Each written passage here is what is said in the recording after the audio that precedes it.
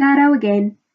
Rat wouldn't tell us where he got the money for 2 days, and when he finally did, it didn't seem like such a big deal to me, but I could see he was feeling bad, so we said that if we got the Bible, and if the Bible gave away the great Jose Angelico mystery, and if we got to that pile of money, we would put the 20,000 back in the mission school, with some added as a gift. Rat was happy again, and we made some careful treks out over the city to find the guard, which we did, and we fixed up for the handover, and I knew this would be the most dangerous thing yet, because he knew I was desperate for that book, which meant first it was valuable, and second, he must know something very strange was going on. I kept thinking of being in that prison with Sister Olivia, and how they had my picture taken, and I was thinking all the time, what if, till I couldn't sleep. What if they stake out the tea house? What if they get me? What if they just shoot me? What if they have the whole place surrounded? What if they're all there in plain clothes waiting for me and I don't see them until it's way too late?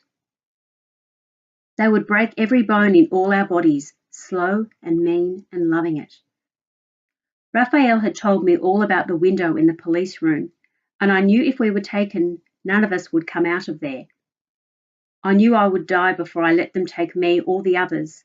I would fight until they had to kill me, because what Raphael told me scared the life out of me, and I know I could not have done what he did.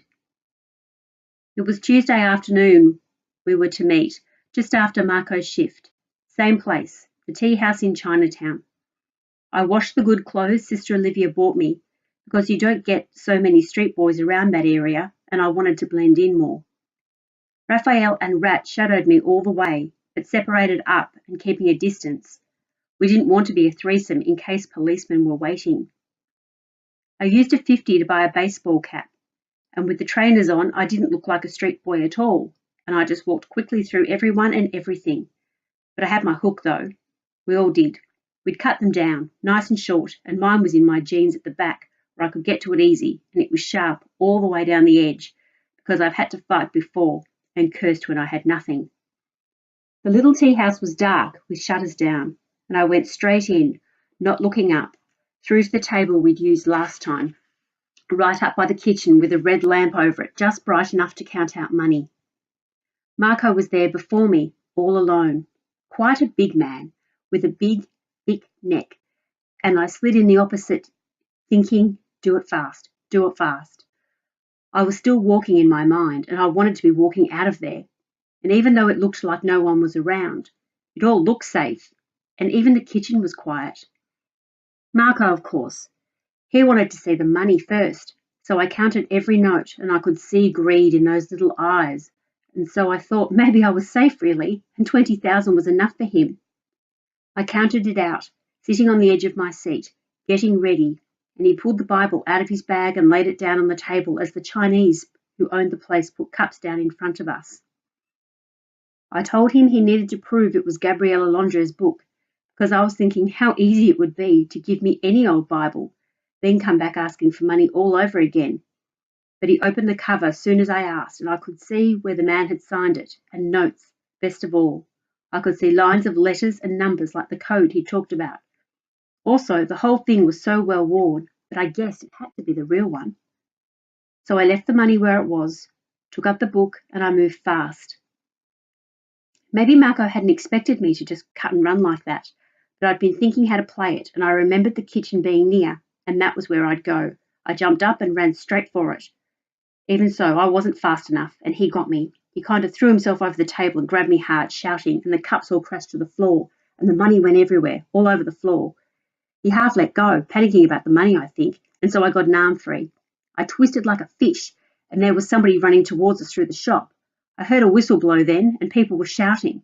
The grip on my arm got tighter, but I backed and tore myself away, fighting for my life, I guess. And Marco was shouting, "I've got him! I've got him!" My hook was in my hand then. Yes, I dragged it from my pocket, and I turned and cut up at his face. I don't know what I cut, but I felt it cut through something, and the man cried out and fell backwards.